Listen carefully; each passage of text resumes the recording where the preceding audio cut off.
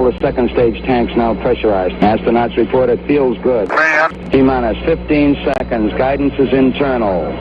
12, 11, 10, 9. Ignition sequence start. 6, 5, 4, 3, 2, 1.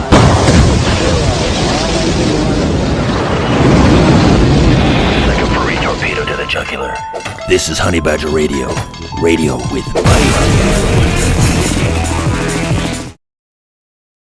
Hello and welcome to HBR Talk 372. UN Women plans to counter the Manosphere. Remember, guys, everything we're going to read today is in an item that was linked to that, under that rubric. This is what we're going to do to stop the Manosphere. So there you go.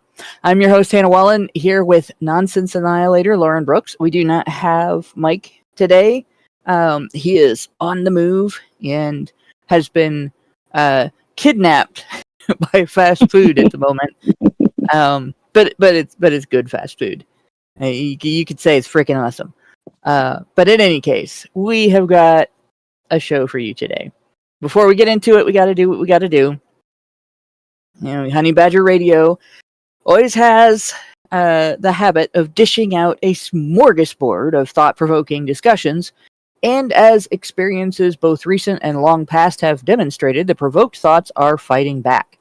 They've made it clear that for people like us relying on third-party payment platforms like Patreon to fund our work is treading on thin ice, or building our house in the path of a rapidly growing wildfire. And you'll see a little bit about that tonight, by the way. But in light of this, we strongly encourage our supporters to switch at least their support for us to feedthebadger.com, which is the most stable way to help us out. And if you want to tip us directly instead of relying on any social media platforms tip jar so we get more of the tip, that link is feedthebadger.com/justthetip.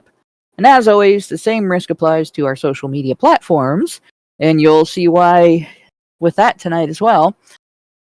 Which is why you should further provoke the thought police by tracking our thought-provoking discussions on honeybadgerbrigade.com, where you can find your way to all of our content, as well as a link to feedthebadger.com in the drop-down menu at the top of the page. And there we go, guys. Let me really quick... There we go. Had to close some things on my desktop computer is getting old, and I'm stubbornly refusing to replace it because I like this computer. But it's so old that I can't update it past System 8, so someday I'm gonna have no choice. That's old. It's like those computers that ran on Windows 95 for like 10 years. Which, again, you know, there's certain reasons, right, why people refuse to upgrade. you get some features you like, and the upgrade has some things you don't like, and there you go. But eventually, like I said, I will have no choice. In the meantime, so last week we read some of what they were already doing here. I think we went all the way through the blue text, but or at least as much as I was going to read, and how this organized effort is partly behind the ability of people who don't like what you're saying to mass report your account for things like, oh, you posted a birthday cake? No, we see child porn there. We're going to mass report that as child porn. And then you get banned, and you don't get a chance to appeal, and that's it. Like you're gone, and that's been going on for quite some time. We're about to find out a little bit about why. So, that was sorry, but that was so retarded. That cake that Janet made was a beautiful wedding cake. She did everything by hand.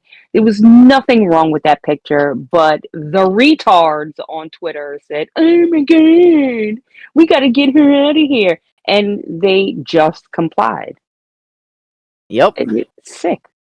Yeah, what happened was so many people reported it that the platform's system for handling the people that handled those reports, besides the fact that they hired a bunch of people that specifically had it in for MRAs, and people who were involved in Gamergate, the people who had to read the reports and then go check the item out, they just decided that they weren't going to deal with it, and they just banned her. They just perma-banned her.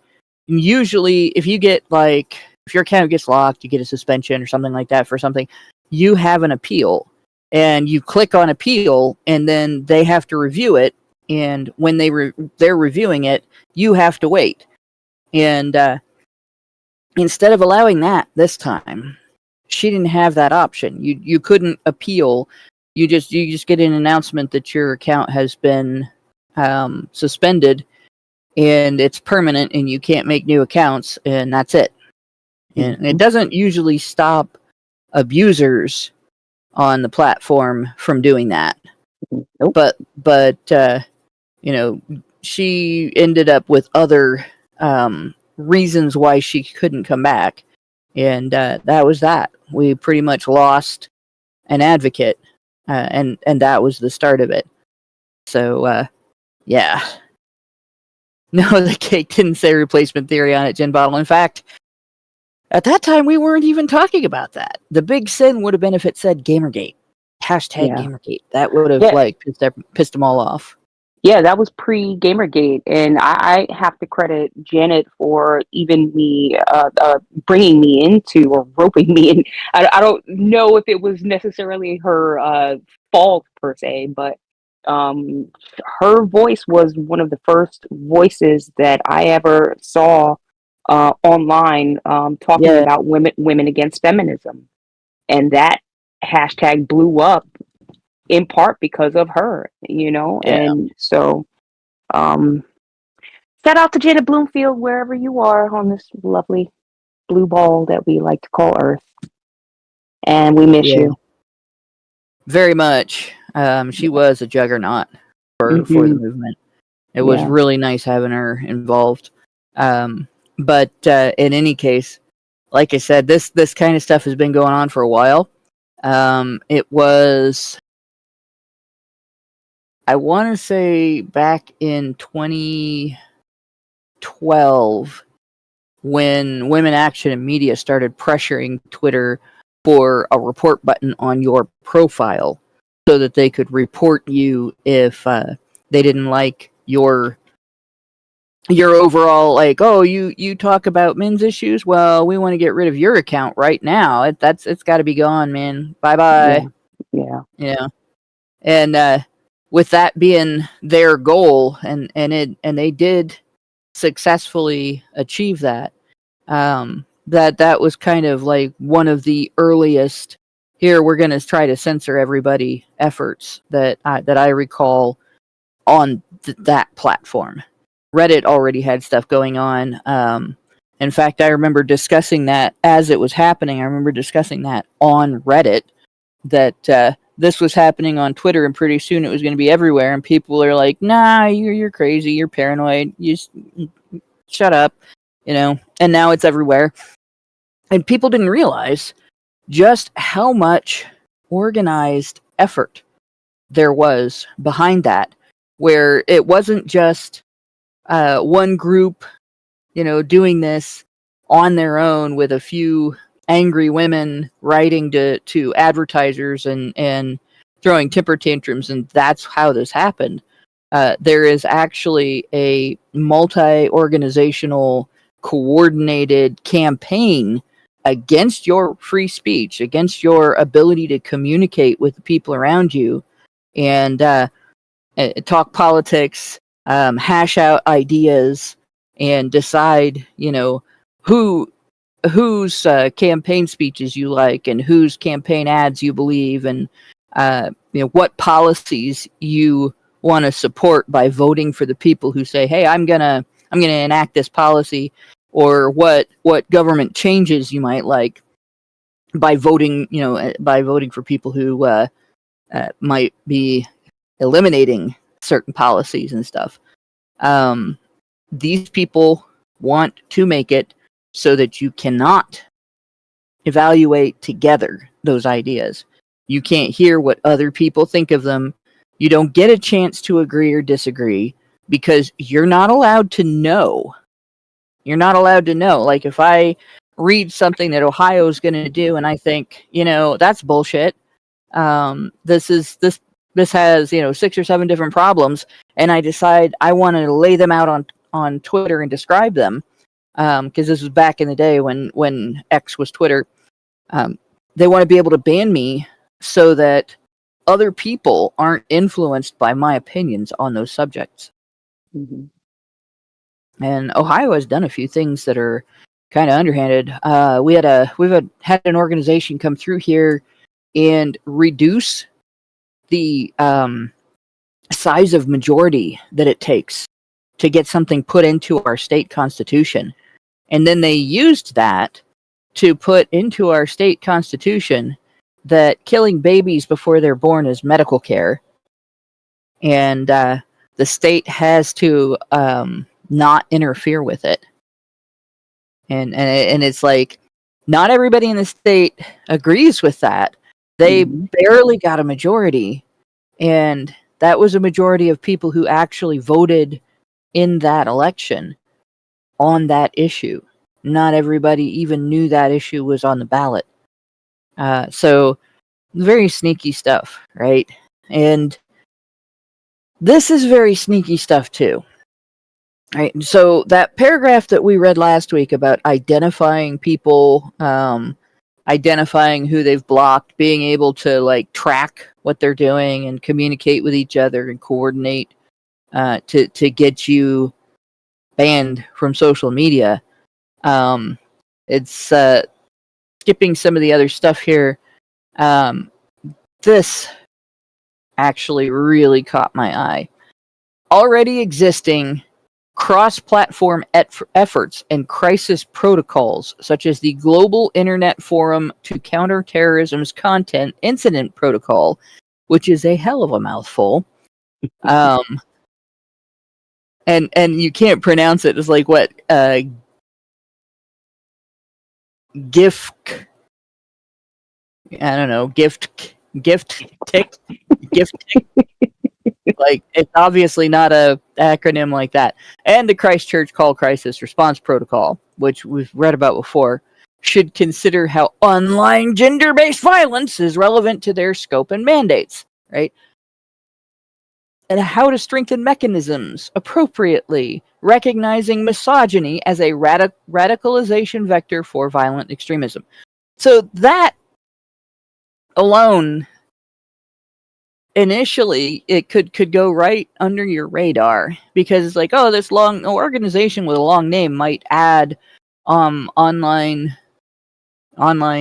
slap fights between women and men, or feminists and MRAs, okay, whatever, right? So you look into, what is this? So I looked up the name they gave, and there is no such thing, but there is one without the apostrophe S on terrorism, so they spelled it wrong.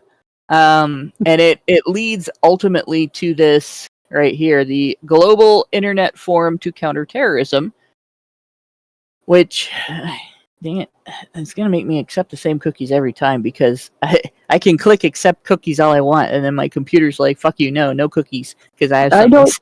I don't accept cookies. They are full of sugar and carbs. Yeah. If I did that, I would be in better shape right now. What's really shitty about this website, though, is if you click read more so that you can reject their cookies and everything, it goes to pages talking about the fact that they are very good about making sure that you can reject their cookies and blah blah blah. But there's nothing offered that actually allows you to do that. Your only actual functional option is to accept the cookies. So it's kind of like going to your grandma's house. Your only actual functional option is to accept the cookies. Yeah, these guys they've got a whole setup, and they have the way that they've got this site designed. Kind of reminds me of something college students would do when they're trying to present something to classroom here.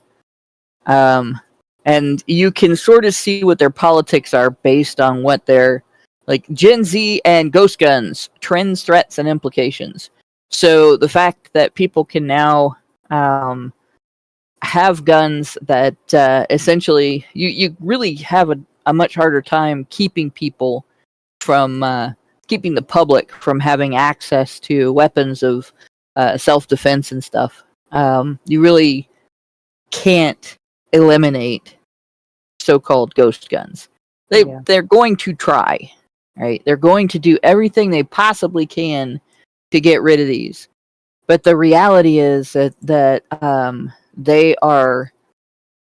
they're really trying to use a bucket to clear out a flood in doing that. And so they're panicking over it, and they're writing all these articles about, how terrible it is that people can bypass government systems and get guns anyway. So that's definitely a left-wing view. And they have more like this: virtual worlds, real threats, violent extremist exploitation of robots and wilder gaming ecosystems. So people playing video games online are a threat now. And granted, there have been issues on some of these platforms, but the main issue that's actually happened on online gaming platforms has been parents letting underage kids play games unsupervised, where adults are also able to play those games and communicate with them. And that always leads to trouble. If you put your child in an environment where strangers can contact them and you don't know they're being contacted, you are setting your child up to be contacted by predators. And that happened on Roblox, made the news most recently. That's happened on a few places. So, this is who they are, though, basically. And what's funny? I'm starting to pay attention to the stock market. I've got a little bit invested here and there or whatever, but Roblox stock, even in light of this, is kind of taking off. Yeah, it's crazy. It's crazy. It's not something that I thought would happen, but I guess it's extremely popular. I have not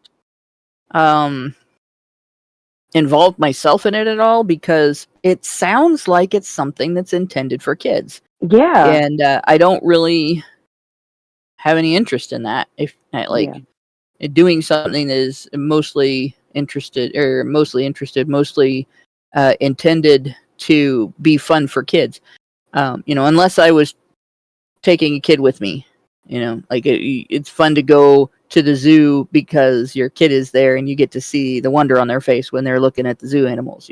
It's not so much fun to like dumb your entertainment down to kid level again as an adult, unless it's like Looney Tunes where there were jokes for adults in it that went over the kids' heads most of the time. And with that being said, like I work with grown adult men who are outside the job catching Pokemon. And I can see that one because there's at least a challenge to that. You have there's competitiveness going on there. I know a lot of adults that still play that, especially if they grew up playing it. Millennials are apparently really into Pokemon Go, so, or at least some of them. And I've worked with some, but I don't think going into something like Roblox, I don't think it's the same. It just seems like that's a completely different environment, and it looks more like it's about dressing up and socializing with other people that sound like they're your age. So, but in any case, like the whole thing to me, a lot of this stems from people offloading responsibility for their experiences, their activities, their safety, their kids, the way they raise their kids, and all of that from themselves onto government, as if it is a good thing to have government be responsible for things that, throughout history, people have been responsible for themselves. Like making sure other adults are not talking to your child without your permission and are not exploiting your child, doing harm to your child. Making sure somebody is watching what your child does on the internet. Like, that's not your job as a parent. It is. Right?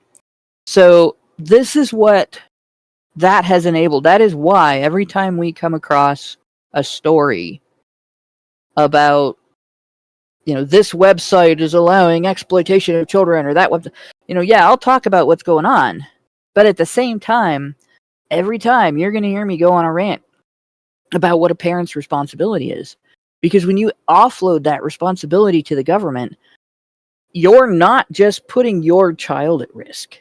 You're also putting everyone else's ability to have conversations about ordinary political issues, like whether or not you want to tolerate a particular procedure in your state, whether you want people to be able to get illicit drugs, whether you want the government to make that decision for people, or people to make that decision for themselves, and even things like, well, your city's planning on putting a street through this park, and everybody's all up in arms about it on both sides.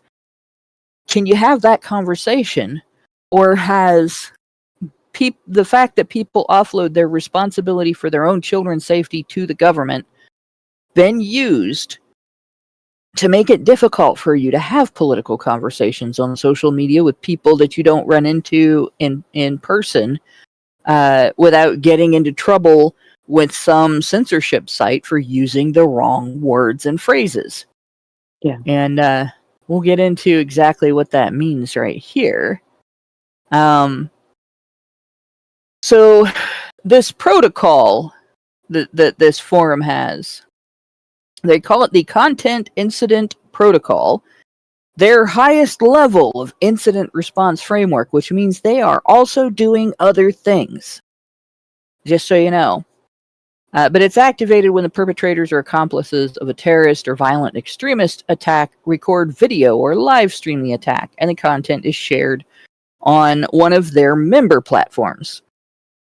Now that sounds, again, on the surface, on its face, that sounds like, well, they're not doing anything bad here. They're tracking and identifying, who's sharing these violent attacks, who's streaming that they're shooting people and stuff like that. But unfortunately, that's not where it stops, right? They are then supporting these members, which they're contributing. A hash isn't like hashtags.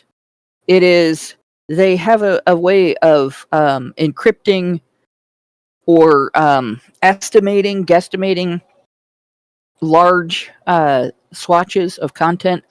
So let's say if they did this with the picture of the cake, let's say every MRA shared that cake, and it had been flagged as one of these extremist attack videos, or a picture from an extremist attack. Or let's say they did it with the Charlie Kirk shooting, and they might have. I doubt it, but they could have. And everybody that shared any content that had an image of that shooting, or video of that shooting, or artwork that was made using an approximation, and possibly anyone who has ever shared any images and video of Charlie Kirk sitting in a chair on a stage talking to people, those might all have been flagged. And it's designed so that Facebook, if they have that going on, they can alert. X, if they've got all that going on, they can alert Reddit. And you can find out where the spread of this has gone all over the place. And they can actually figure out, what other speech is associated with this, what other things are people saying in association with this. And in addition to figuring that out, they can also figure out which people are associated with it, and who to silence. And they may not limit that to people who are promoting some sort of violence or celebrating some sort of violence. Like, this net could catch people that, 6 months before the shooting, they post a video from one of his events, and he said XYZ. I agree. I think we need to start being more like this, and completely not involved in any kind of violence and actually supporting the guy. So this is something that these social media are now, or these organized groups of social media, because not everybody is in this, but there are several member organizations. This is something that they're using to identify groups and their networks and try to cut off their ability to communicate with each other. And they're not just using it against groups like Al-Qaeda and Antifa and other violent groups. They want this to be used to identify people who say things that feminists consider misogynistic. So they want that protocol activated toward, say, somebody who says women shouldn't vote, even if they're joking. They want it to be used to shut up anybody who suggests that the Violence Against Women Act should be repealed and replaced with a gender-neutral family violence act, like the Family Violence Victims Services. Oh gosh, it's been a while since I've talked about this. FVPSA, Family Violence Prevention and Services Act of 1984, which was gender neutral and could have simply been expanded on its own instead of having the Violence Against Women Act inserted into it to gender everything, right? They could take our content and decide anybody that listens to us is a radical, and y'all are going to do something violent, even though nobody in the men's rights movement ever really has. Even though they've tried to associate us with it, right? Time and time again. Yeah. So this is what they want. They want this protocol to consider how online gender-based violence is relevant to their scope and mandates, how to strengthen mechanisms appropriately, recognizing misogyny as a radicalization vector for violent extremism. Remember, guys, it's misogynistic to tell a woman no in today's world. Yep. Right? Suggest, for instance, that there needs to be welfare reform to discourage bringing children into the world without a plan to support them. And that's considered misogynistic. Suggest that it's just as bad to rape a man as it is to rape a woman. That's misogynistic. Right?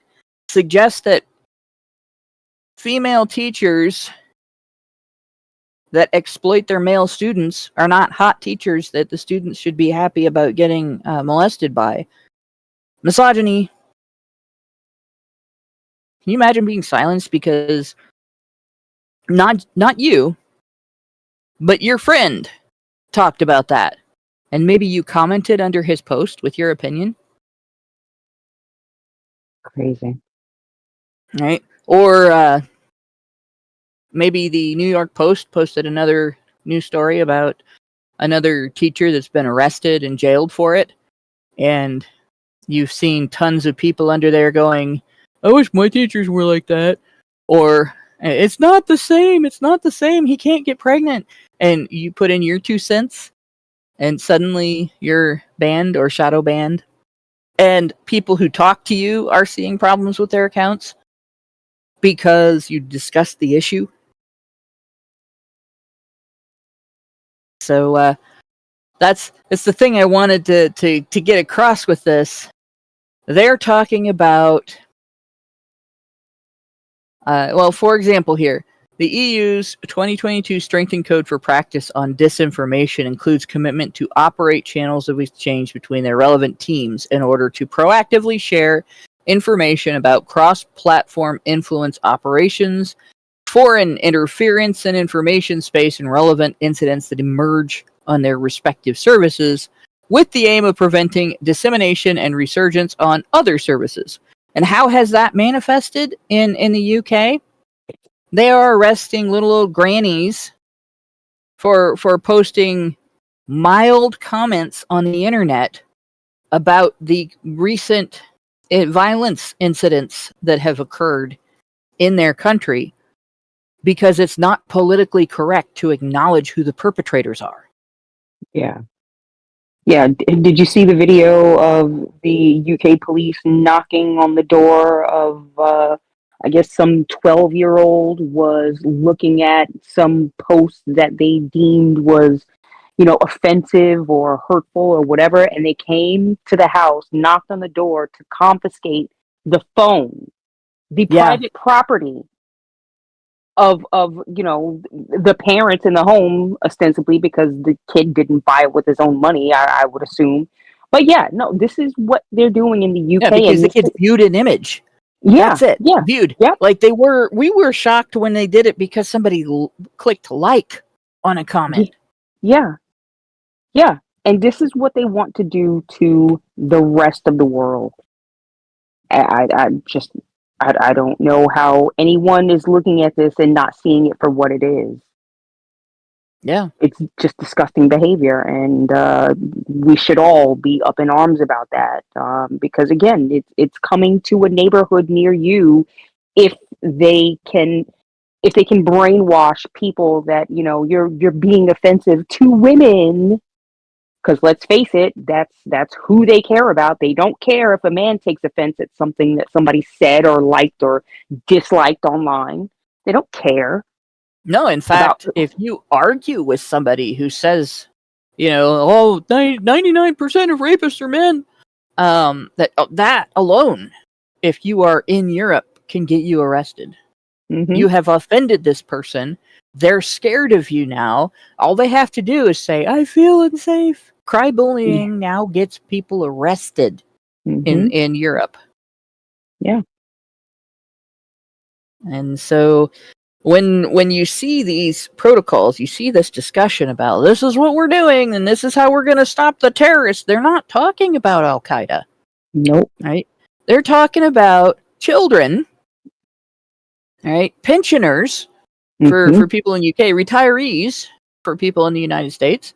They're talking about a parent getting arrested because their child read a political statement online on Facebook on a phone that the parent paid for, or personal property being confiscated so that you can't see something that criticizes, say, climate change science.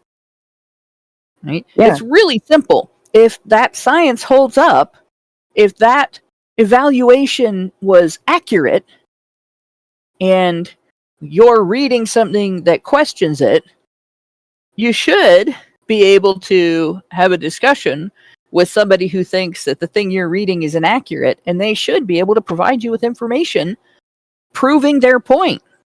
Yeah. Yeah. So there's no need to block that. Right. And so what I don't understand about that whole story, I don't understand why they needed, if they already knew that the child had looked at this post or whatever, or accessed this website or whatever the hell it was, why then did you need to confiscate the physical phone? You already know that they did it. Probably because they're accusing the child of using something like a VPN or other means of bypassing. Something else that's happened in Europe is their web services, their access services. So for various people like AT&T, I'm on it used to be Time Warner, and I can't think of the stupid name of it. Spectrum. I'm on Spectrum here, You're on the spectrum. Comcast, yeah, I am on the spectrum. That's the funny part. But like Comcast, some of these other companies, there are companies, similar companies in the UK. Some of the same companies might even be operating in the UK now at this point. I don't know. They use a system that blocks access to certain websites and certain content, just like China does, to keep people in those countries from viewing political content that might challenge the political establishment's narratives about here's how things are going in Europe, and here's how you should be living, and this is what's popular, popular opinion, and so on. Because they do still believe that if they tell people something is popular opinion, that it'll change people's minds about whether it's right or wrong. Yeah. And that's how brainwashed that society is. That's scary. And so now they have this system where if you go to Facebook, for instance, and something is posted on Facebook that isn't visible in your country, and you use a VPN to view it, and they have to leave it visible in the US, but in your country it's deemed misogyny, and so you're not allowed to see it. Facebook can then alert the authorities, and Reddit, X, YouTube, all the different platforms that you might be using, and suggest that you shouldn't have access to those platforms because you're bypassing the safety protocols that keep you from seeing misogynistic content that might make you radicalized and cause you to go stabby and all that crap, even though the people doing that are not doing that because they saw some post on Facebook about women and making sandwiches. Yeah. It makes me want to go stabby, but for a completely different reason. Yeah, I'm better at jabberjaw than stabby. I prefer to this is why this is such a big threat to me, because I don't want to be the person going out into the streets with torches and pitchforks. I want to be the person with the poison pen. Yeah. Aimed directly at the enemy. And in my situation, the enemy is anyone who says that your sex is a valid reason, or your race is a valid reason to discriminate against you as a means of getting one's own back for another group that is claimed to be oppressed in the past, or your modern oppression. The enemy is anyone who says you can't make your own decisions, you can't evaluate information on your own, you have to do what you're told, and you have to believe what you're told to believe. That's the enemy. And you can't destroy that. You can destroy that enemy with a big enough army, but you can't destroy that enemy by throwing temper tantrums in the street alone. You have to be able to communicate with each other and get more people on board with, let's vote for somebody else because these people are crazy. Yeah. So that's why they want speech to be limited. They don't want to lose their power. Prometheus just gave us $2 on. Oh no, that's $20 on Rumble. Thank you. No, it wasn't Prometheus either. It's Occupant 42. Just gave us $20 on that. That came up on my screen in this weird combination of magenta and mauve. So 2 different colors of purplish pink with fluorescent blue and green imagery and white lettering, and it's literally standing out from my screen. It looks like it's an inch in front of my screen because my eyesight is fucked up. Why did they do that to me? Rumble, what the fuck? Get your shit together. Okay, So Occupant 42 gave us $20 and said, speech is dangerous to a lot of things, and it is most dangerous to tyranny. Freedom is scary. Deal with it. Mm-hmm. Yeah. Freedom is like going on the monkey bars at the park without a safety net or an adult to catch you. Yeah. And the adult that isn't there to catch you also can't tell you that it's not okay to jump from one side of the monkey bars to the other and grab the bars on the other side and hoist yourself up to get away from the person you're playing monkey bar tag with, and shock the shit out of everybody. But it's fun as hell to do that. And it would have really sucked if we'd have had that safety net, because I never would have learned how to do that. Yeah. Freedom is like that. Whoever you are in the world, there are things that you can get good at, things that you can do that may be unique to you or rare among the people around you, and you're one of the few people that can do it or that's good at it or that has thought of it, understands it, whatever. And freedom of speech allows you to fully explore that and participate in that. Well, it also limits your access to it and quashes your creativity. Yeah, but what it also does is allows your ideas to be challenged, right? Yeah. If you're playing around on the monkey bars and you miss the bar and you slip and fall, well, you learned a valuable lesson there, right? And this is what they're trying to do. They think that they're protecting us from hurt and pain, or the idea of being hurt by, ideas or thoughts or even physical pain, but it doesn't help. It hinders you. You have to learn how to take a fall to be able to get better at what it is that you're doing. Yep. And you also have to be able to, if you fall down every time you try that, one of the guys is eventually going to say, she's really good at that, but you're not. Maybe you should do something different instead. Yeah.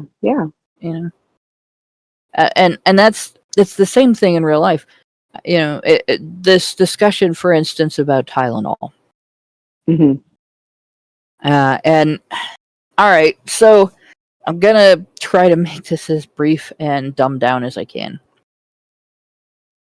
And I started learning about this when I was pregnant. So this is information that I've been considering for the last, 26 years. But your bodily systems are not independent of each other. They are interdependent. They are interconnected. They are interactive.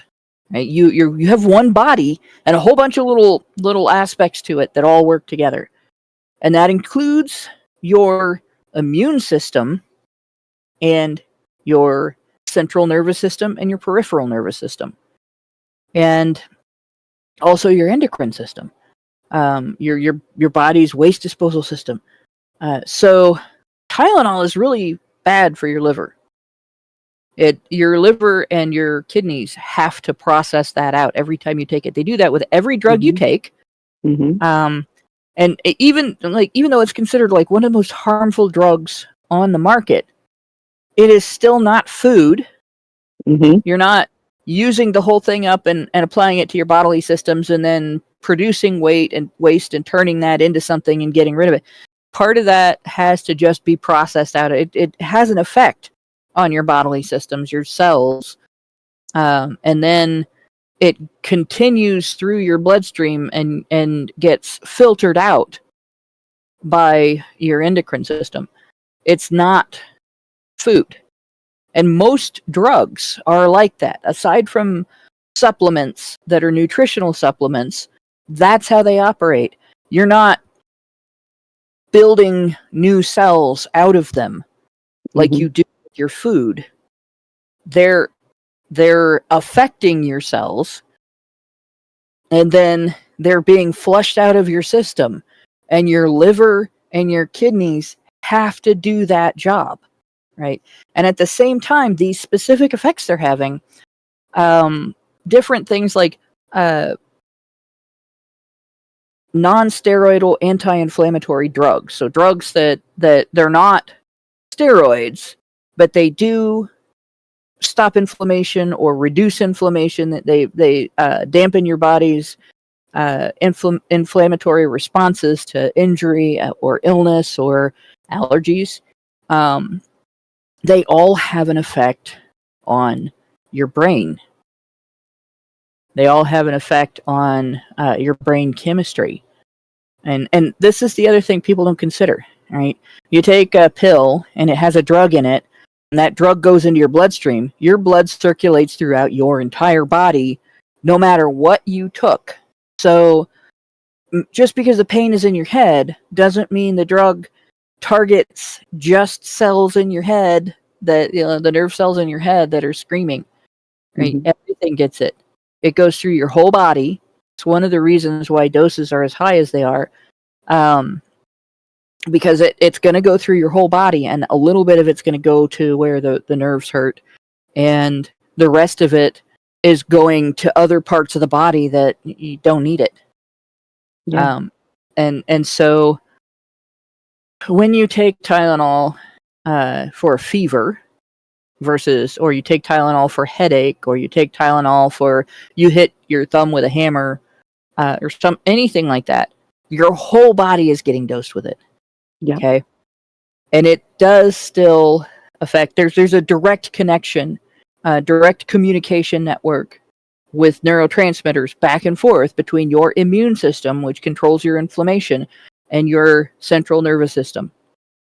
So when you affect that immune system, you're affecting that central nervous system, and you are making your brain do extra work, or you are impacting your brain. And I don't know if Tylenol passes the blood-brain barrier, but it probably does. A lot of things do that people don't think about, and it can affect that as well. And at the same time, you have other substances that do the opposite. So Tylenol inhibits an aspect of your immune system. And so it messes with that communication. The communication comes in, and the Tylenol gets in the way and says, no, we're not going to do that. We're not going to inflame, or we're going to inflame a lot less. And you're hitting yourself with it every 4 to 6 hours. And you're hitting yourself with it, whatever the regular dose you take, I think it's like 325 milligrams or something, you're using 4 times that every day. And your liver and your kidneys are processing that every day, and your brain is being affected by that. Mm-hmm. And the more you use it, the more it gets. Well, yeah, because you what the fuck is the word? You adapt to it, right? It has a cumulative effect. You build up a tolerance, and then people start taking more. But also the effect is cumulative. Right, mm-hmm. It's like you're whacking at your brain with a little tiny hammer, and then on top of that, right, when you do this with children, for instance, okay, there's a time in a child's life right now, especially in the United States, where they're on this vaccine schedule, and I've argued with people I've been on the other side of this argument, so go ahead and call me a conspiracy theorist if you want, but vaccines do the opposite of Tylenol. They are immune system stimulators. They're stimulating an immune response. That's their job. And in moderation and without interference, they do a good job when they're used correctly. Yeah. But we've gone way overboard. Mm-hmm. And it's not just a matter of overstimulating the immune system. It's a matter of competing types of stimulation. So a lot of moms, despite doctors saying don't do this, prepare their child for their vaccine and the pain they're going to have from the shot and the fever they might get and everything, which the fever is important. If you get a little fever, as long as it's not a huge fever, that's your immune system doing what it's supposed to do in response to the vaccine, right? So a lot of moms give their kids Tylenol right before they get vaccinated. And so now you have this immune system stimulator being put in to the system saying, all right, we want you to identify this substance as an enemy and create immune cells that will remember that's the enemy. And then if it ever comes in on its own, after you've beaten up this half dead version of it, or dead version of it in some cases, you'll be able to attack the live army attacking your body, right? And competed with it with Tylenol, going, well, except for the immune response that involves inflammation, you can't do that part. Yeah. Like, that's essential. That part's essential. The inflammation exists to help you fight invaders and flush them out. So it's really dangerous, right? So we have this discussion going on, and there is solid reasoning for considering that repeatedly battering the brain during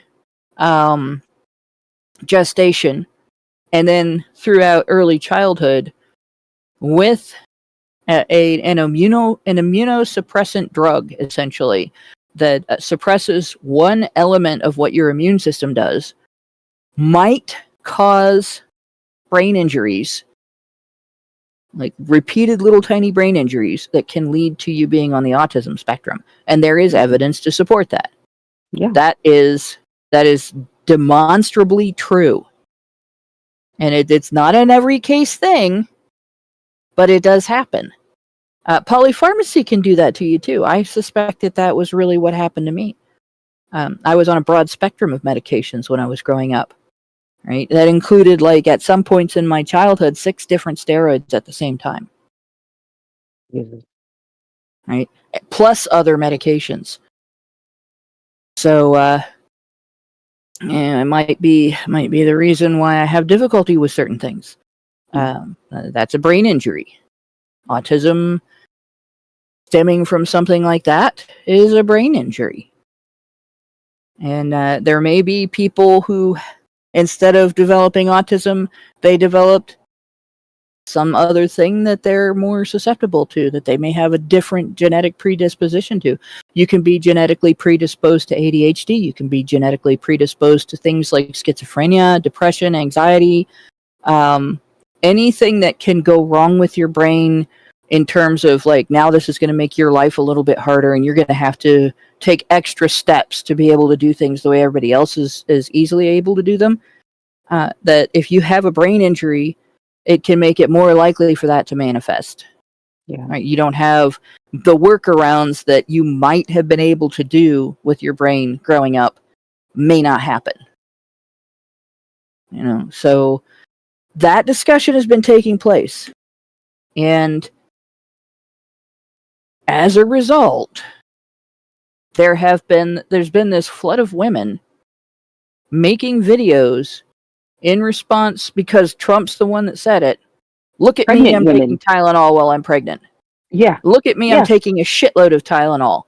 There is a woman now that is dying because she took a shitload of Tylenol. Oh my God. She caused liver failure in her own body. She's pregnant. Her baby could also die. If the baby doesn't die, the baby's going to be in the neonatal and infants intensive care unit for a long time, and it's going to be a painful journey for that baby. Yeah. And this is not the fault of the company that produced Tylenol. Nope. Right? When I was pregnant a quarter of a century ago plus, my doctor said, anything that you can live without in terms of medication, don't take it right now. Yeah. It's not worth the risk. If you can survive a headache, don't take Tylenol. Mm-hmm. It's not recommended to take any medication you don't have to take when you're pregnant. Unless you're going to die from not taking it. It's you really have to evaluate, what could this do to my child? And similarly, there's advice online that says, it's okay if you just have one drink when you're pregnant. My doctor suggested, what's 9 months out of your whole life of not drinking? What is so important about alcohol that you can't go 9 months. And my thought on it was the same way. 9 freaking months, not even a year. You go the first 21 years of your life, not being legally allowed to have it in the United States. And not one of us has died from not drinking alcohol while we were growing up, right? When our brains were forming.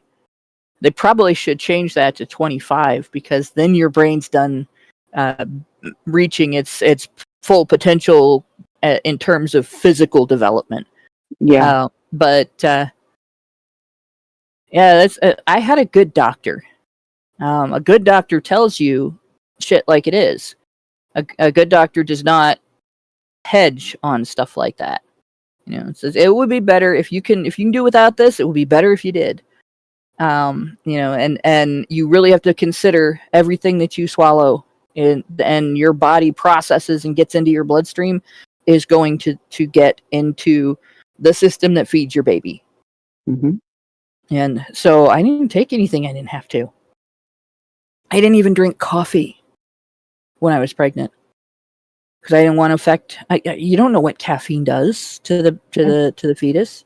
Yeah. Right? If you're growing a human being and you want to give that human being the best possible start in life, you don't take stupid chances. Yeah. But that is the way certain political outlooks respond. Like, fuck you, I'm going to do this, I'm going to do what I want, and I don't care about the potential risk to the baby. That's the way that they responded. Mm-hmm. Now, imagine how much worse that has to be in an environment where Trump's political opponents can delete all of the Tylenol's comments on X for the last 10 years where they said some variation on, we do not recommend using our products, any of our products, while you're pregnant. Because they did. And I've seen some of those, like the direct tweets, not the screenshots of those tweets. Mm-hmm. Like, imagine if that could be quashed. Imagine if that video of the nurse describing this is what's going on with this woman, who she didn't identify. So for anybody going, oh, she's violated HIPAA. No, she hasn't, because she didn't say who the woman was. But imagine if that was quashed and more people did that because people couldn't see this is the consequence of doing that. Maybe you shouldn't try it. Mm-hmm. So this strengthened code of practice on disinformation, allowing Facebook and X and Reddit to communicate to each other. Well, this is being passed around on our site, and we think these people are terrorists because misogyny, or they said something that goes against our establishment ideals. They supported something that Trump said, and so therefore we're going to silence them. That's who's under attack. Is people who might say, hey, cool it a little bit on the Tylenol because this woman's going to die now. Yeah. That she took. They don't recommend using more than like 3,000 milligrams a day or micrograms, whatever the measurement is in their pills. So I think an extra strength Tylenol is 500. And if you take one of those every 6 hours, that's 4 pills in a day. That's 2,000. So it's not much above a daily maximum dose what you would get if you just took one extra strength Tylenol every day, or every 4 hours. They don't recommend more than 2 extra pills essentially a day if you're even under your worst circumstances with that. And before anybody's like, well, this woman must have taken an exceptional amount. Maybe she did. But annually, there are hundreds of people that end up in the hospital with toxicity from this because they have eaten these pills like candy without following the manufacturer's instructions. Yeah. And there are people who die every year from this too. Yeah, and everybody's body is different. That people don't take that into account. They don't think about that, right? Yeah. And it's I've never, I've been fortunate enough in my life where I don't get headaches. I just don't.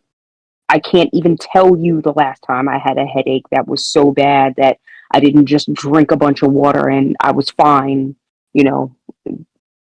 an hour or so later. Well, 9 times out of 10, when you have a headache, that's the problem, is you're dehydrated. Right. But no, we are, we need that instant gratification, right? We need the instant, oh, I'll just take this pill. I'll just take this and it'll make me feel better right away.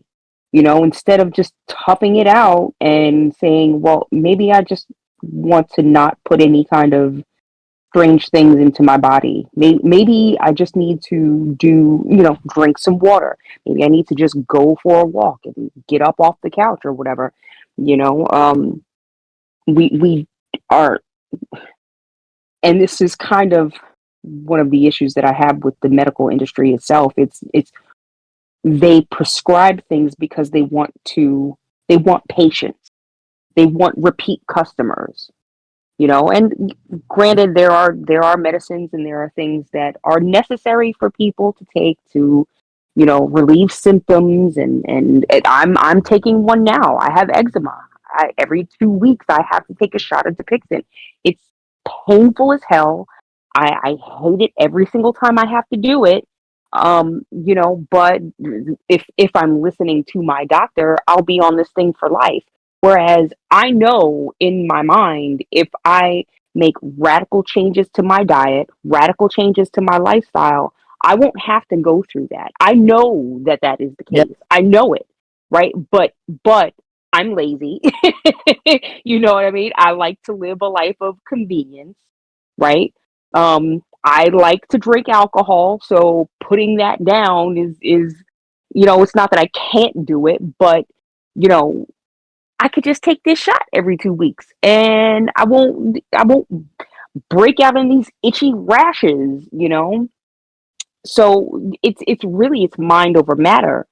In a lot of cases that people really don't want to admit to, right? It's just like with Ozempic, right? Your body naturally makes GLP-1. Yep. But no, what are we doing? We're telling people, look, but all you have to do is take this shot, this $1,500 shot every week or 2 weeks or whatever it is, and you'll be skinny. You might have a host of other health problems that cascade down from doing that, right? If you stop taking it, you will gain the weight back, not immediately, but indefinitely. You definitely will gain that weight back, but we are a society that is trained to be living in this life of convenience. What is the easiest? We are the path of least resistance, right? You think about the song Mother's Little Helper, which was essentially about products on the market that were sort of to act as calming agents to women. They contained alcohol and codeine in copious amounts, and women were getting addicted, using the Mother's Little Helper to calm themselves down during their like difficult days of working in the kitchen and overseeing the household and taking care of the family. And that song came out in the 60s. This problem has been around for a long time. That the idea that you have this instant solution, a pill, a shot, a patch now things are coming in patches. Sometimes that's better because it's going directly to the spot. Like if you have an area that has chronic pain and you need to be able to do work and you need the pain to not be happening so you can do work, instead of taking an aspirin or ibuprofen or Tylenol or naproxen or whatever, you wear a lidocaine patch. And lidocaine is one of those, like, everybody's like, oh, lidocaine's harmless, right? It's in tanning, or not tanning, but sunburn cream. It's the CAINE at the end should tell you something. Right. Right. Guess where it comes from? Guess what plant it comes from? Oh, cocaine? Yes, the same plant that cocaine comes from. Novocaine, lidocaine, and there's another drug, and I can't think of the name of it. But they all come from that plant. Lidocaine's the safest one of the bunch. And then you're not probably going to get addicted from wearing a pain patch every day. But that's what your body is processing when you're using those. Yeah. Like, and I've had to deal with this too, right? I got a medical DNA test trying to figure out why I have chronic pain. And it came back with a whole bunch of stuff. And one of the things that it came back with was that there's a predisposition in my genetic heritage to my kidneys not being so great. Like, I got that piece of information, and that was like, I instantly, the first decision I made was, well, I'm going to have to deal with pain now because I'm not taking any more ibuprofen. Mm-hmm. And no more, because that stuff's really rough on your kidneys, rough on your liver too. No more alcohol for me. So it's not really important for me to drink that. There's a lot of other things that are important, foods that are nutritious, and some of those can be hard on your kidneys too, but you need the nutrients. And if I'm going to cut something out, it's going to be the thing I don't really need to use. Right? Yeah. So there's a bunch of things I don't do anymore, and a huge intake of water, as opposed to just drinking when I feel thirsty. As a result of that, big changes. But these are things that you decide because the information is available to you, and you have the right to evaluate it, and you can talk to your doctor about it, and your doctor isn't prevented from talking with you about your other options, as opposed to let's fire off an instant pill, right? You could choose to take a pill for this, or we can make these radical dietary and exercise changes, and if those don't work and you're really suffering, then you can consider the pill again. And that's kind of the way that I do things. And because I have weaknesses that if I just rely on medication, I have no idea how much damage was already done during my childhood when I was just inundated with all kinds of chemicals. But I know that other members of my family in that genetic line have had kidney failure in their old age, which that age range in that branch of the family for me starts in about 7 years. So it's one of those things. You want the right to evaluate this stuff for yourself and understand what decisions you're making, and not just have cookie cutter solutions for things and be told cookie cutter information about your vote, the things you're voting on and stuff, rather than this type of system that prevents you from having access to information and uses terrorism as the excuse. Well, you have to let us censor you because terrorism. Right? Misogyny. You have to let us censor you because misogyny. And this is what they're saying. Committed channels could extend to incidents of gendered or sexualized harassment campaigns. Right? The one thing that we have seen referred to in that manner, it's a gendered or sexualized harassment campaign, that was, you can't talk about the consumer revolt against hidden advertising, or not hidden advertising, but advertising that's been disguised as reporting, and rigged game contests and rigged reviews and stuff like that, because the way that you found out about it embarrasses a woman, and therefore you're actually sexually harassing you every time you talk about this subject that isn't about her. Right. Online gender-based violence. Oh my gosh. Talking about the fact that some advertisements are being disguised as legitimate reporting is literally the same as hitting Zoe Quinn in the face with a wet sponge. Whap!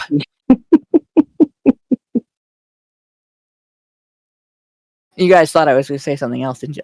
I did. I went there. My brain went exactly there. So there you go. This is what they're going to use this for, and this is what we've got: mapping terrorist AI use. Right, going all out all over the world. The partnering with the Christchurch Call Foundation, global internet forum to counter terrorism. And so on, right? And so what is this thing? The Content Incident Protocol is the highest level of our incident response framework. It says, like we read before, activated when the perpetrators share a live stream. What are we doing right now? Sharing a live stream. No, there's no attack going on, right? But it is a live stream. So if they use live streams as the trigger for mechanism for this system, they can tailor that to any group they decide are bad, they're verboten, they're terrorist, and we have to get rid of all their content. And suddenly, everybody who watches our live streams is flagged.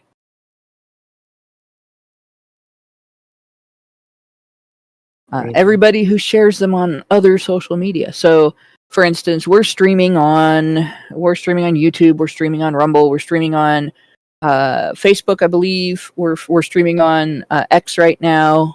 Got a couple of other places that we stream, but it's also possible there's like dozens of little social media sites that aren't hugely popular, but maybe have niche groups of people involved in them. I've seen some of them go under. There were some that I was on that went under in the past that they just didn't take off enough, and they didn't get enough views, enough people in engaging on them, that advertisers didn't support them, and people didn't use their paid features, so they eventually just went under. But yeah, any platform this could be shared on. And that would be how they would activate against misogynistic networks, because we are considered misogynistic, since we say that criminals' accountability for the crimes they commit should not be different depending on whether they are men or women. Yep. That's misogynistic, guys. That consent standards should be the same regardless of whether the person being asked for their consent is male or female. And communication standards should be commensurate with the consent standards. So if you have to obtain enthusiastic consent in order to be not a rapist when you have sex with someone, then you have to give enthusiastic consent in order for another person to feel comfortable having sex with you. That's I was demonetized for saying that. Like 10 years ago. That. Right? That you have to actually give someone an answer when they ask you a question, or you can't expect them to proceed without that answer if that answer could determine whether you could put that person in jail or not for proceeding. It's misogynistic to say that. Can you believe that? Crazy. Right.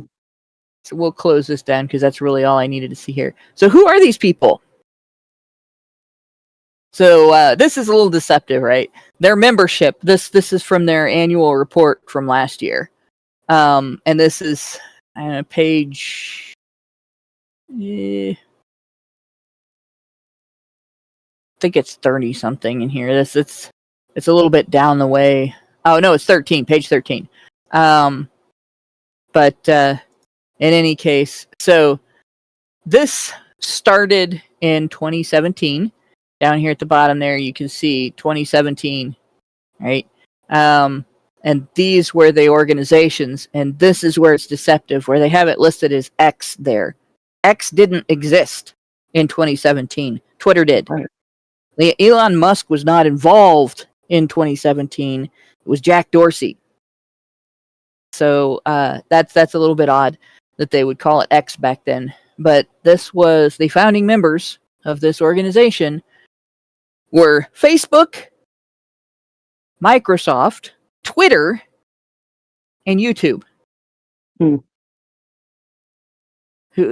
like, so Bill Gates, Zuckerberg, Dorsey, and whoever was running YouTube, which Google basically, but whoever was running YouTube in 2017. 2017, the year after Trump had his, was the second year of Trump's presidency, when they were all panicking, right?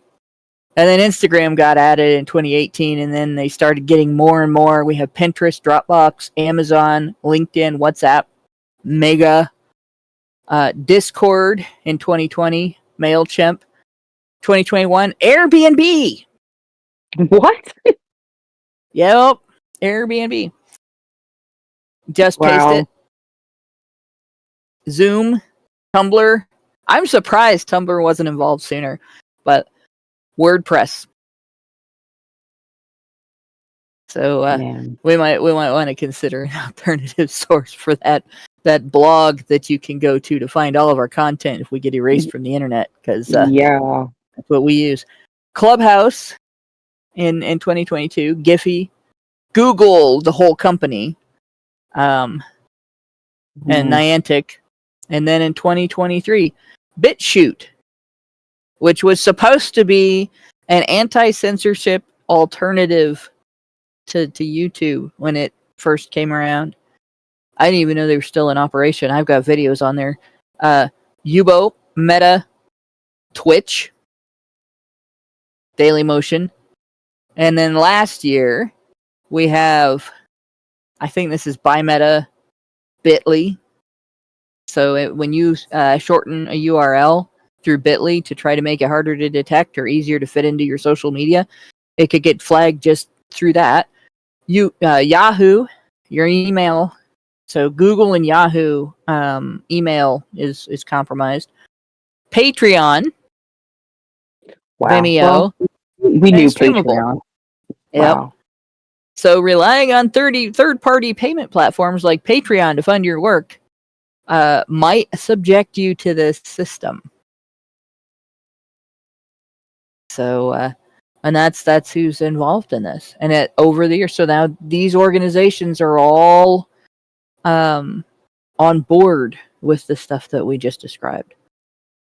And if UN Women persuades this organization to start telling women to go back to the kitchen and make you a sandwich, the same as discussing bombing targets for suicide bombers or mass shooting targets, you're going to see a hell of a lot of censorship on social media.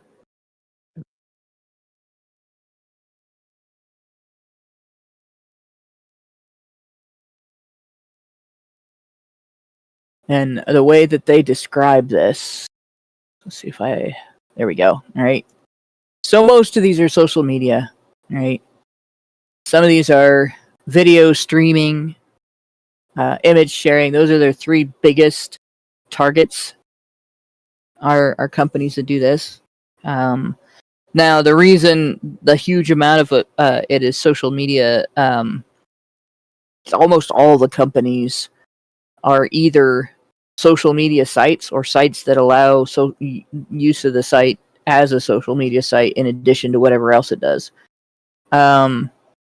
Video streaming, a lot of social media sites are allowing that now. Image sharing, a lot of social media sites are allowing that now. So these 12 and 12 here are probably almost entirely included in this 16.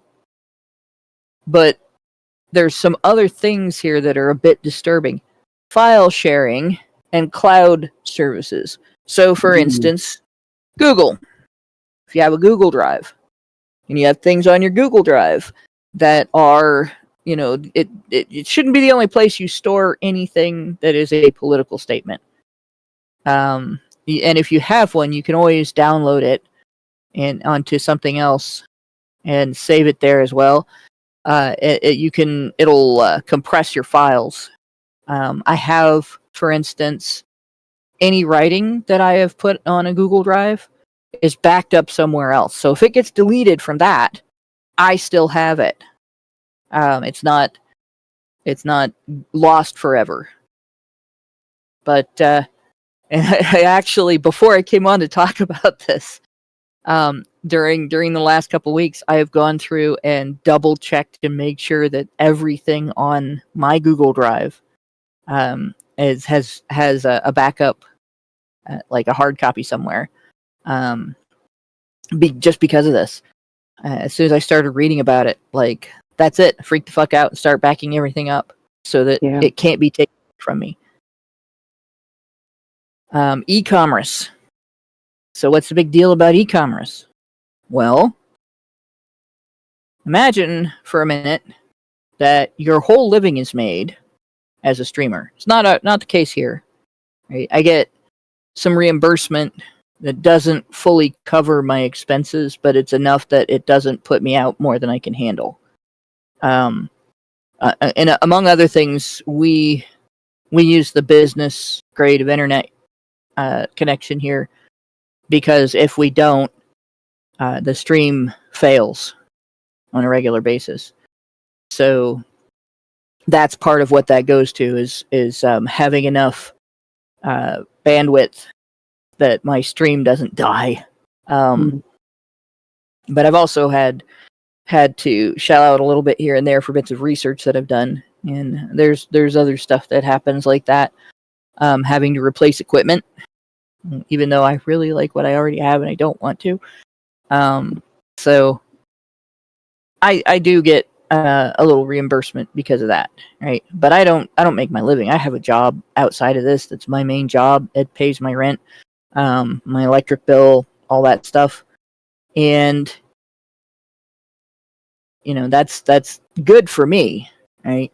But we do know people who have put all of their eggs in the social media basket as influencers.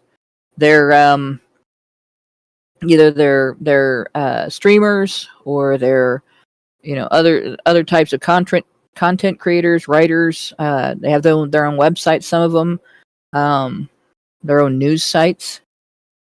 So e-commerce represents payment platforms like Patreon. And if payment platforms get on board with this, and this organization then treats get back in the kitchen and make me a sandwich the same as, hey Joe, let's go use these weapons we have to shoot up a club of this type of people that we don't like, in a DM or something, or organizing a protest where people are going to throw bricks through windows and set neighborhoods on fire. Like that there goes your whole career. Your live stream becomes flagged. Everybody that listens to you starts having problems with their social media, and you're fucked. Yeah. E-commerce, you can't sell your t-shirts, can't sell your mouse pads. Monetization and finance, you can't use Patreon, you can't use Visa, MasterCard,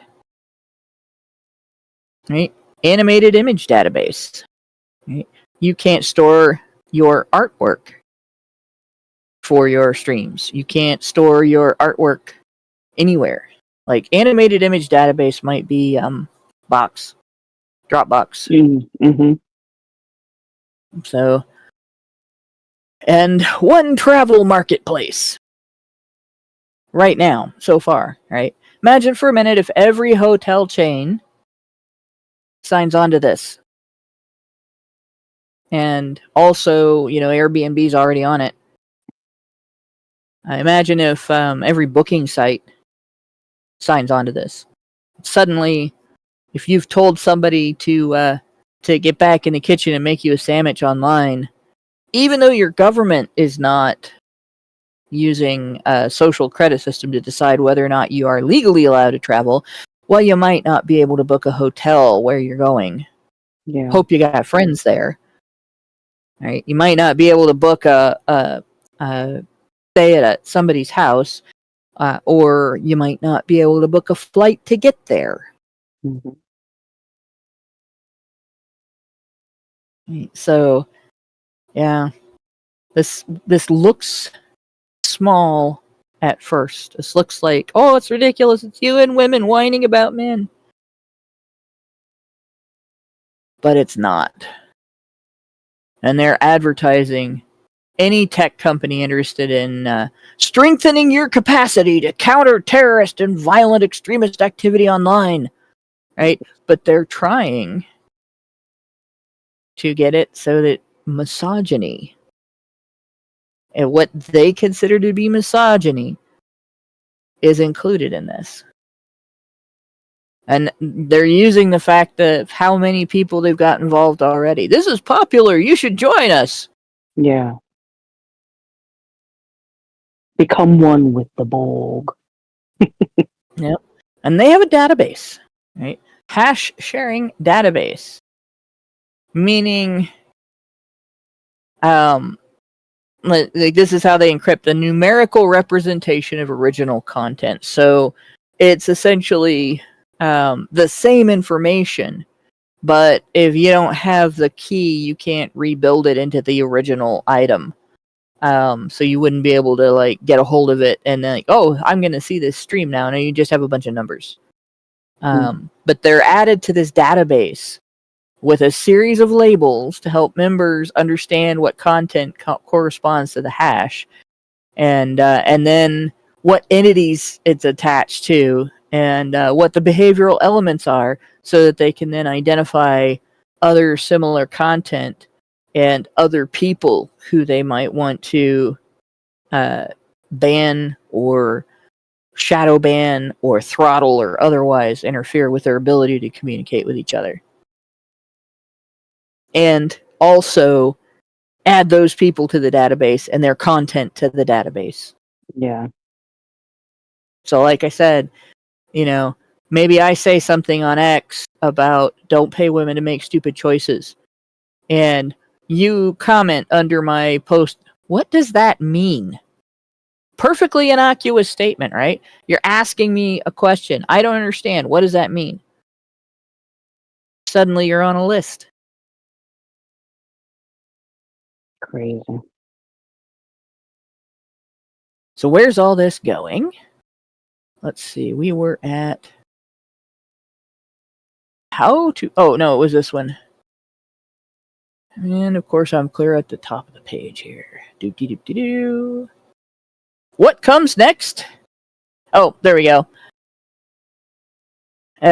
So we've been talking about the Act to End Violence Against Women program and the research from the Institute for Strategic Dialogue, which, remember, the rabbit hole we just went down was because that research mentioned this organization, right?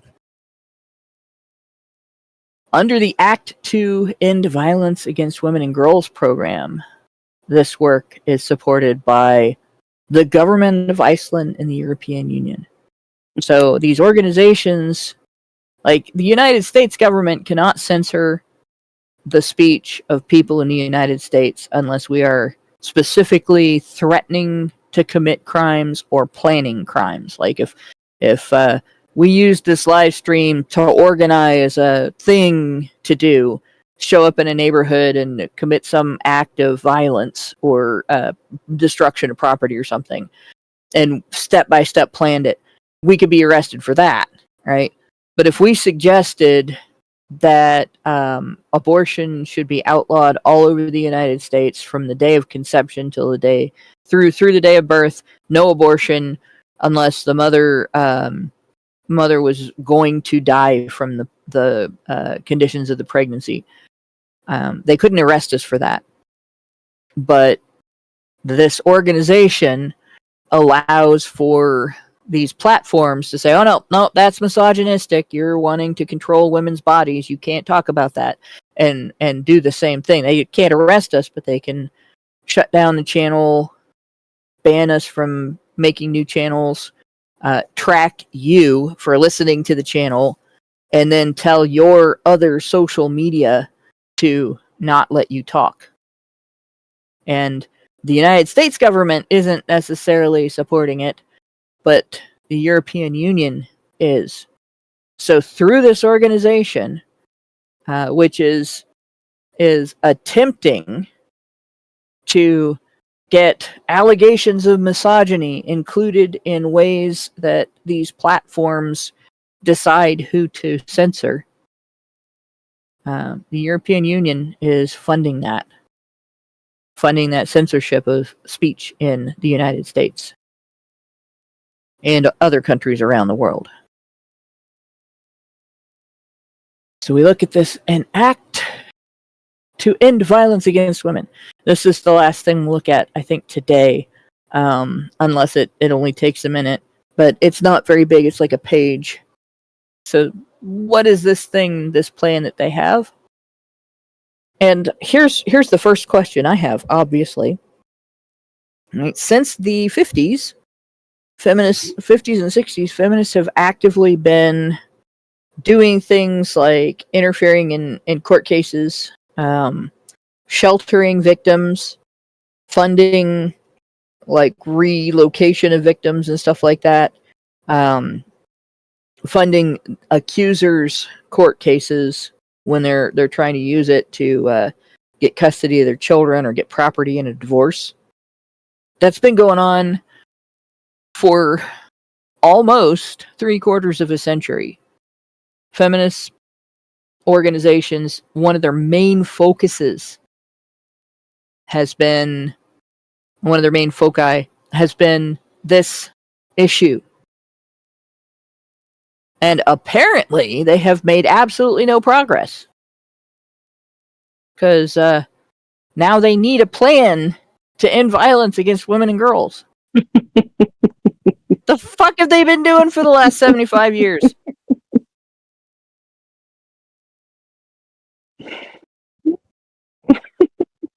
Collecting paychecks. That's what they've been doing. Where have they been? There's a law in every country now, right? That is supposed to address this. There's a whole legal system in place. There's a whole shelter system in place in every first world country. And they're not even serving men. They're only serving women. In fact, if a woman starts violence with a man and he defends himself, he gets arrested. So women can be the violent one and still benefit from this system. And yet, they need a plan. We gotta have a plan to stop violence against women and girls, guys. It's very important. Never been tried, never been done before. Real anti-violence mechanisms have never been tried. Never been tried. Like, in that whole amount of time, like, what the fuck have they been doing? Sitting there on their thumbs? Yeah. You know, whistling Dixie? Yeah. Mm-hmm. Wait, that's racist. Like, seriously. So it says, violence against women and girls is the most pervasive human rights violation worldwide. God. Guys, I just want you to know that the leading cause of human death in the world is being aborted. Right. But yeah, the most pervasive human rights violation worldwide is violence against women and girls. Well, because they're the only humans. Yeah. It's only women and girls that are considered human. So yeah. Doesn't matter if it's well, you have to be born to be considered human by these people too. Even though that is true. Your species does not magically change going through the birth canal. Right. Women do not have magic vaginas that suddenly rewrite your DNA. It says, Nearly 30 years since the adoption of the Beijing Platform for Action, and despite concerted efforts by UN member states, levels of violence against women have remained largely unchanged. God, feminists are inept. You can't do shit. There's apparently no capability. Right? They have all this power, all this influence. They have worldwide organizations, billions of dollars, trillions, even, literally, from government sources, no less. Law and policy has been changed as a result of their actions. Women all over the world are involved. Men are helping them. Mm-hmm. And they have accomplished, by their own admission, nothing. Nothing! So stupid! Shout out to my fellow UHF fans. Oh my god. The world is failing to eliminate violence against women. Oh no, what'll we ever do? We've thrown all this money at the problem and it's still there. Everything we're doing is right. Why isn't this working? Just gotta keep throwing more money at it. That will fix the problem, Hannah. Yes. And of course, they're organizing with China to do this. Yes. The Beijing Platform for Action. I never clicked on this and opened it. The Declaration and Platform for Action at good grief. Agreed by 189 governments in 1995. So this was the year after the Violence Against Women Act. Wait a minute, 189 189 governments signed on to this. There's only something like 195 countries on the globe. Yeah. Oh my god. This is the 30th anniversary, 30 years later. Wow. After 189 governments signed on to use feminist methods to try to stop violence against women and girls. 30 years later, according to this organization, this UN Women sub-organization, the Act to End Violence Against Women, they have achieved nothing. 189 countries. They all passed laws. They all created organizations. They all funded research. They all started creating roles for individuals to assist women in court cases related to their domestic violence allegations against men and so on. 30 years of that, right? 30 years of going into universities and telling the women, the young women that are there to learn to be school teachers and baristas and shit, that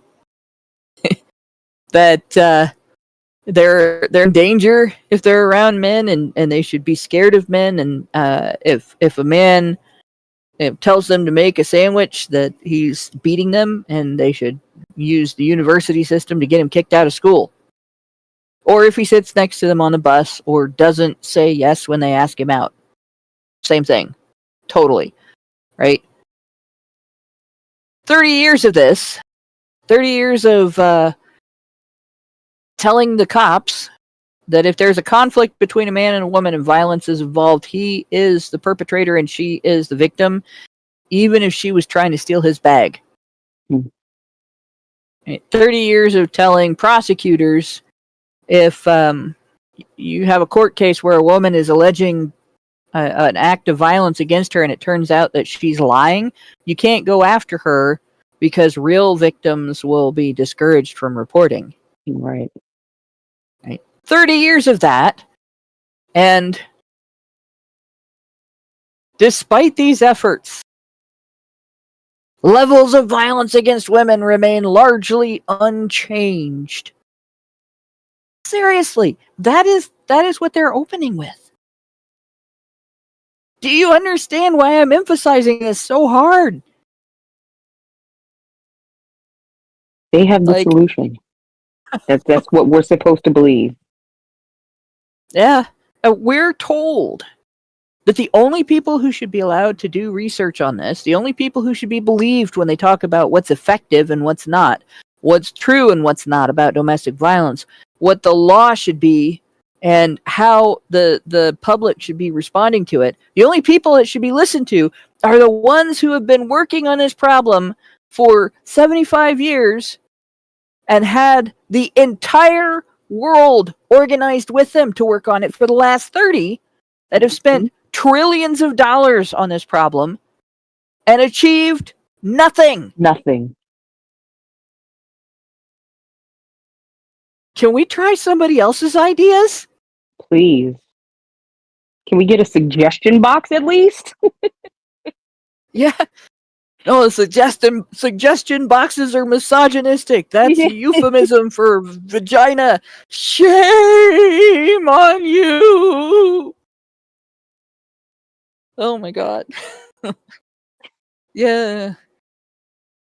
Global emergencies, crises, and conflict have intensified the drivers and risk factors of violence against women and girls. Digitalization and technology have exacerbated existing forms of violence and led to the development of new forms. Yes, I know, last night somebody beat me to death with a laptop, but I got better. However, there is more evidence than ever before showing that violence against women and girls is preventable. Oh, well, then why haven't you got anything done in 3/4 of a century? Give us a clue. Come on. What is it? What's the answer? No, you can't. No. Nope. The presence of a strong and autonomous feminist movement is the single most critical factor to drive policy change and ending violence against women. Because feminists have been so successful, so successful that they've gotten all of nothing done. But they're making a shit ton of money off of it, aren't they? Yeah. Right? Some of the women that run these shelters that women go to when they say they have been beaten by their husbands, and the women are sheltered there whether they are telling the truth or not. Right? Mm-hmm. Some of these women are making more per year than I make in 5 years. Disgusting. You know, some of these women are making more than I make in 10 years. They're making more annually than I make in 10 years as administrators of these. And they're not getting paid for like working a lot of overtime and sticking their neck out and knowing a shitload of stuff. They're made for attending like 6 meetings a year. They're paid that much for attending like 6 meetings a year and pressing a couple of buttons. And that's basically it. They're not doing the science behind this. They're not, none of that. Nope. Just having showing 6 up. meetings a year. Yep. Sitting their ass in a seat around a table with other women that are making that much money. Disgusting. Wonder why they haven't gotten anything done. It's a mystery. Yeah. Feminist movement is essential. Act to end violence against women aims to accelerate efforts to eliminate all forms of violence against women through advocacy, coalition building, and transformative feminist action. Oh my God. Which is what they've been doing for the last 75 years, right? And it has accomplished nothing. We're doing the same thing, and expecting different results, guys. Fund us. Uncle Sam agrees with this. That's the sad thing. Mm-hmm. ACT is a new game-changing commitment between, we mean it this time, guys, we really mean it, between the European Commission and UN Women. as co-leaders of the Pinky Action swear. Coalition. Huh? We pinky swear. We pinky swear. Pinky swear! We're gonna end violence against women this time. We really mean it. We're gonna do exactly the same things that didn't work before. This time Right. we promise it'll work. Oh my Jeez. god. I'm gonna cry. It's a mind fuck, it really is. God damn. Game changing. This must be a game to them. They are losing and they think that's a win. Yeah. As co-leaders of the Action Coalition on Gender-Based Violence, in collaboration with the UN Trust Fund to end violence against women. I'll bet there's a shit ton of money in that trust fund. Mm-hmm.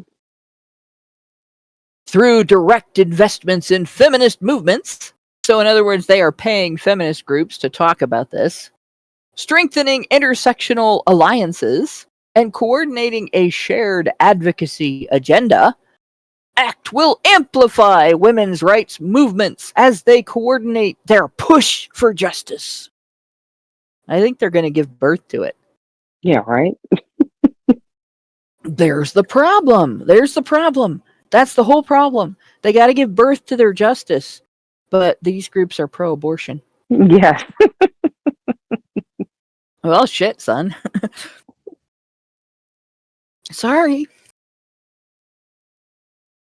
In the current context of pushback on gender equality and the rise in anti-rights movements. There are no anti-rights movements, by the way. Anti-rights. Jeez. ACT will seek to create greater solidarity within the global movement to end violence against women. ACT will initially be rolled out in 2 regions. This will be highly effective. It will be rolled out in Africa and Latin America.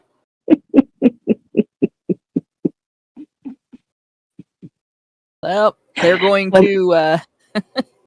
Let me know how that works out for you.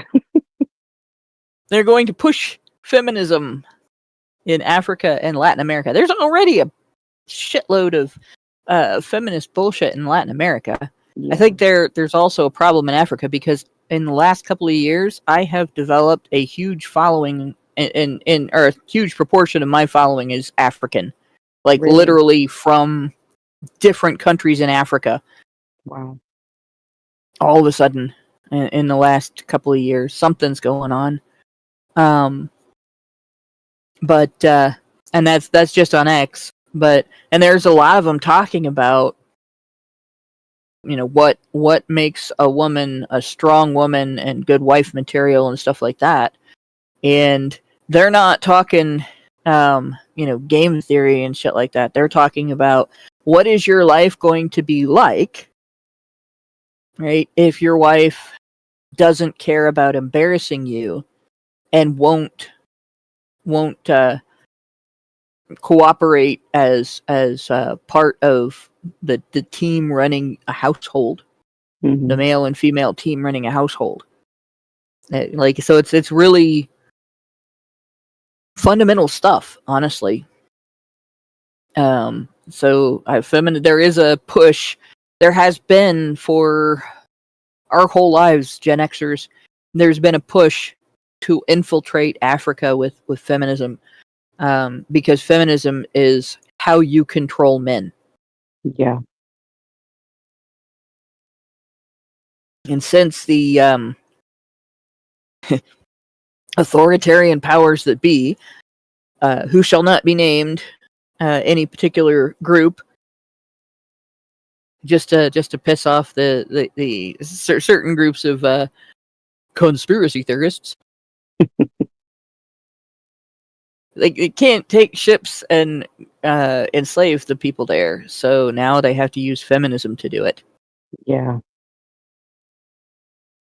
And then they want us to download this program brochure, which I am not going to do. Ma'am. No. But then they have all these statistics. They have a global civil society steering committee, 16 women's rights experts, and activists working on ending violence against women from a diversity of perspectives and regions, because it's been highly effective so far. Right. They have achieved all of nothing.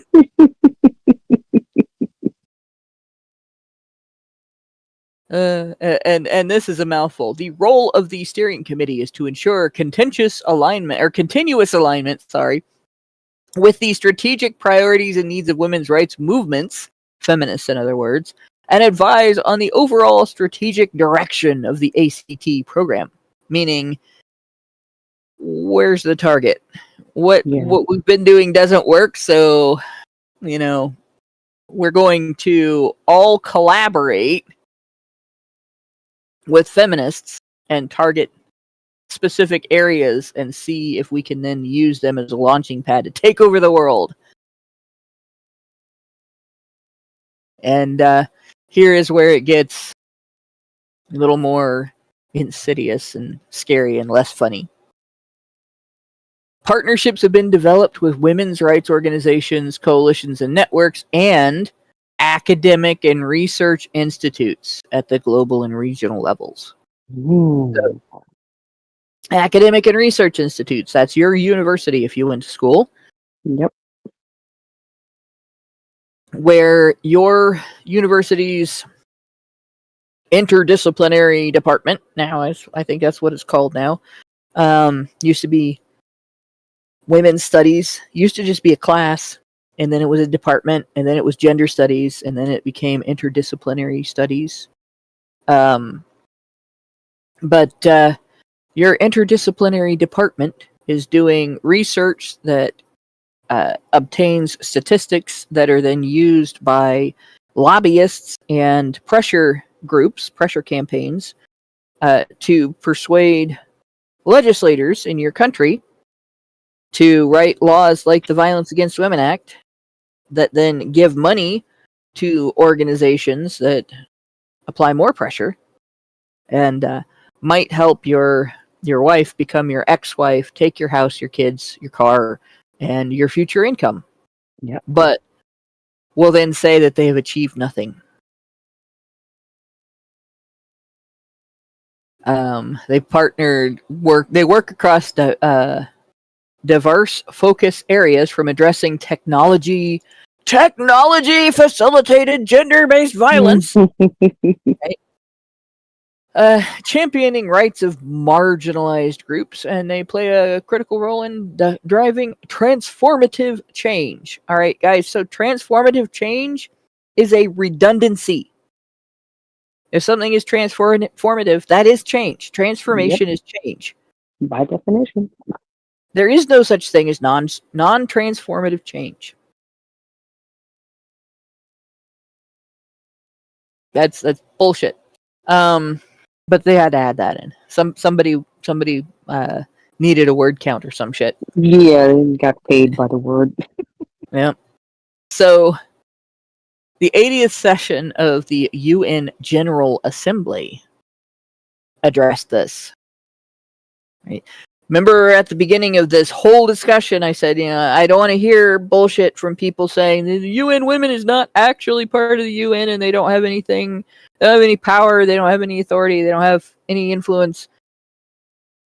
This is their gig, and the actual United Nations General Assembly addressed it. A joint statement emphasizing the need for bold and transformative investments in ending violence against women and girls, and they have a demand list. The adaptation of a whole government approach. Whole government. So in the United States, let's see if it's still available here.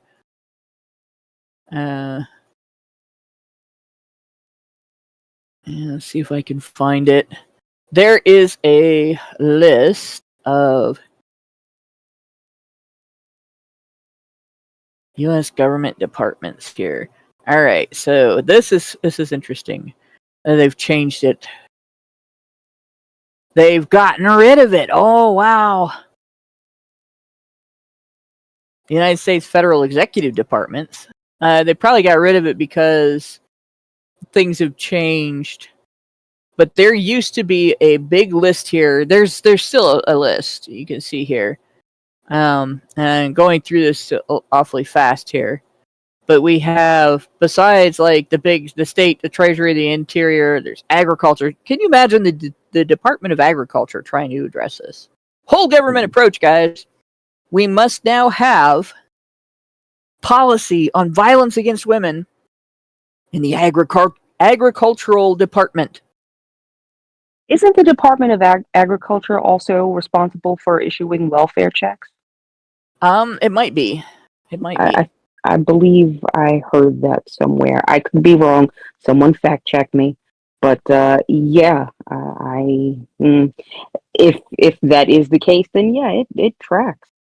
Health and Human Services is the department where you qualify for the welfare checks, but I don't know if I know agriculture is involved with the food stamps program, and like that's where government cheese comes from. If people are familiar with a great big block of government cheese, correct. Yeah.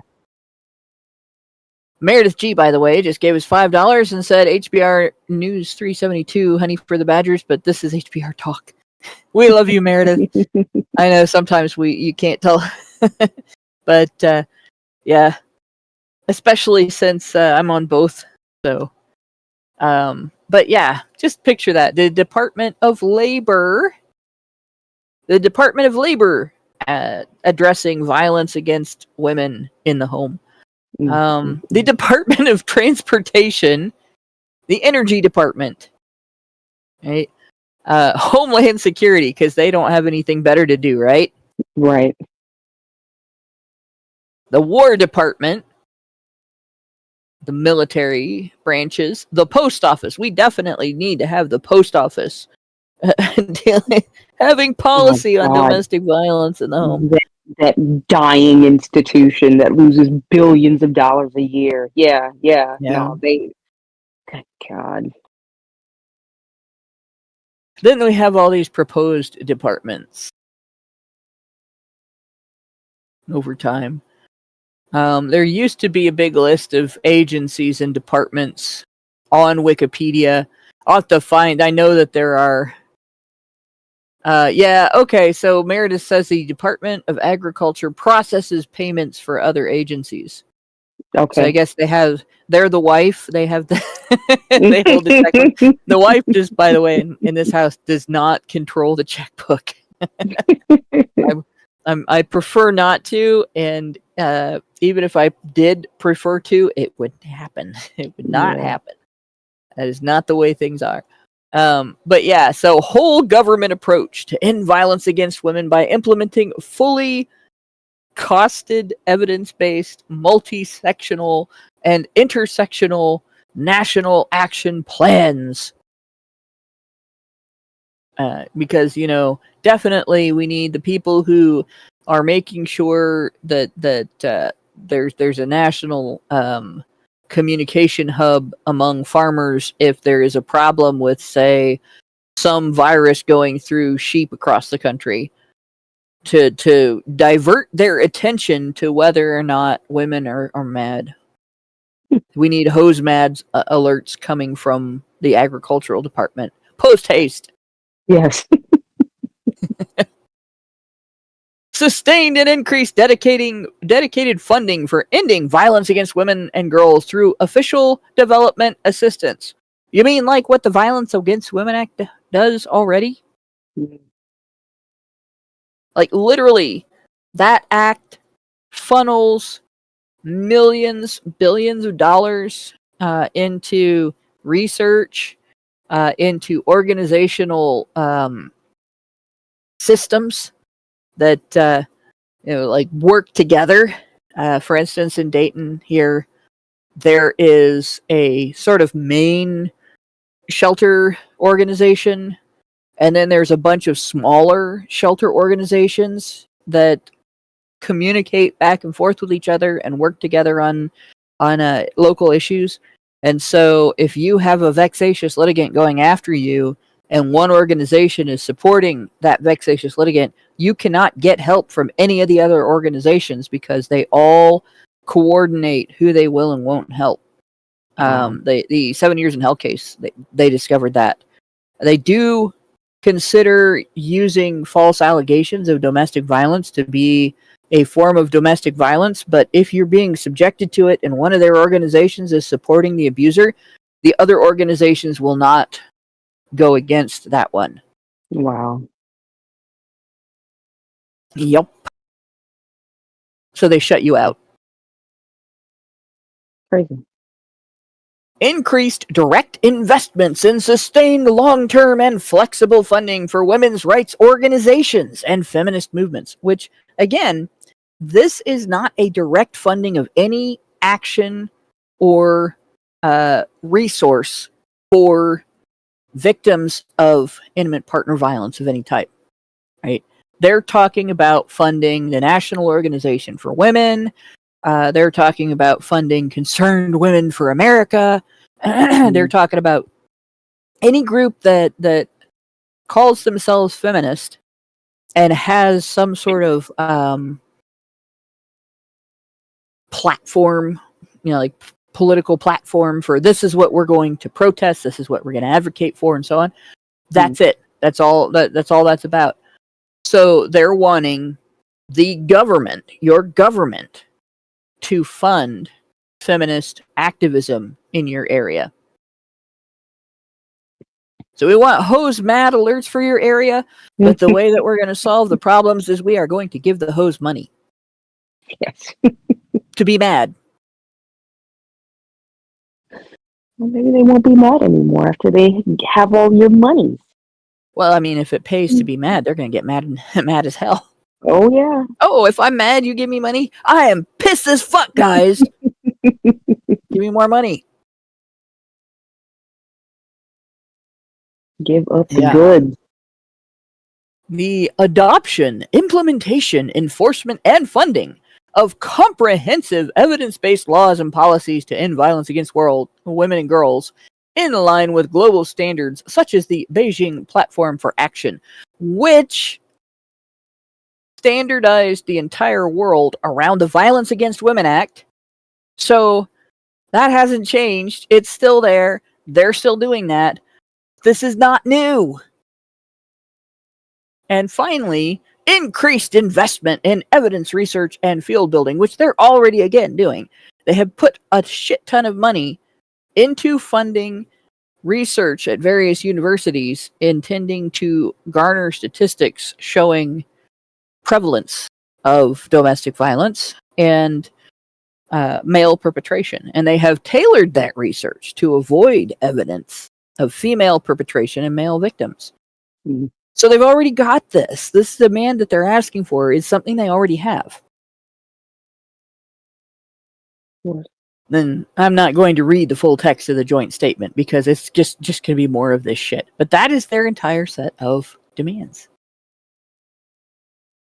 And what they are basically saying is, we have failed in the last 75 years or so to accomplish anything despite having the full support of national governments worldwide for the last 30 years. We've failed so miserably that we can't fail any harder, but we want to try and we want you to fund it.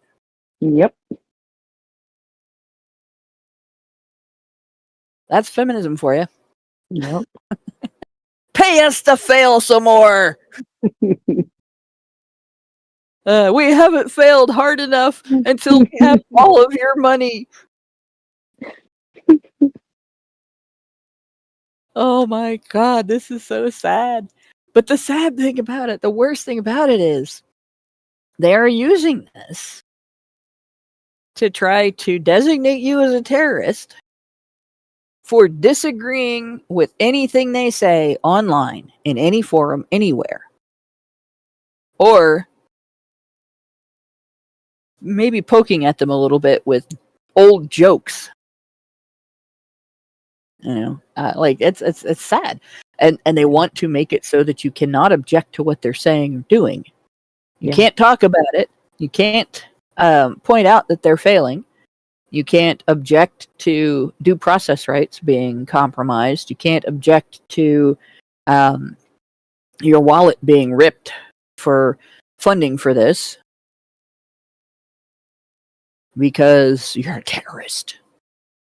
Crazy. Shame on you. And therefore, you must be banned from all social media, by the way. Otherwise, it's online gender-based violence. So there you go, guys. Next week, we will start with... that's not it. There we go. How to counter the Manosphere's toxic influence, which was written this year. And that will be, I think, where we end our discussion on this specific set of information.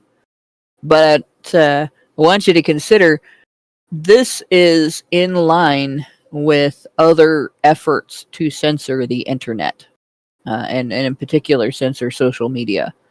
So everything that we've gone over in the past few weeks with regard to this is we're making fun of feminists and everything, but the reality of this is very scary. What they're demanding really to be able to do is, if they don't like what you say, if they don't like your gender issues discussion, right? If they don't like you saying, for instance, that a man shouldn't be put in jail for a crime unless evidence proves that he committed it, right? Something like that. They want to be able to get you banned from all online communications, possibly banned from travel and being able to stay at various places where you might land if you travel, being banned from being able to sell things on the internet, and even if you're not banned from that, banned from being able to get paid for them, right? So they really want a lot of control, and this is the mechanism that they are using.